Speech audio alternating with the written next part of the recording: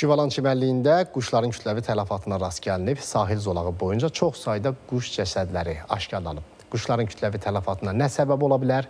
Əməkdaşlarımız bunu öyrənməyə çalışıb.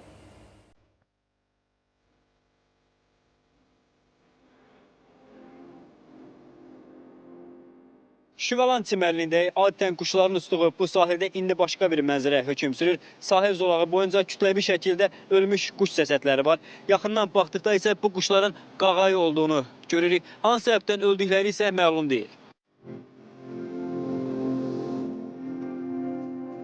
Hardasa 2-3 həftənin içərisində öldürülən. Bilmək olmur da, məsələn, xəstəlikdir, yaxud məsələn, külək vurub, eləyib, öldürüb, yaxud məsələn, dənizin ölçüşlüyü var. Zoologiya İnstitutunun quru onurğalıları laboratoriyasının baş elmi işçisi Tahir Kərimovun sözlərinə görə bu quşlar ilk baxışda qağayılara bənzəsə də, əslində cüllütlər dəstəsinə aid bizdimdişlilərdir. Bu dövrdə quşlar ölkəmiz üzərindən isti ölkələrə miqrasiya edirlər. Onların ölümünə isə bir neçə amil səbəb ola bilər. Bunlardan biri dənizin çirklənməsi, digəri isə regionda baş verən hərbi münaqişələrin quşların miqrasiya istiqamətinə təsir etməsidir. Bunlar da gecə müddətində miqrasiya eləyirlər.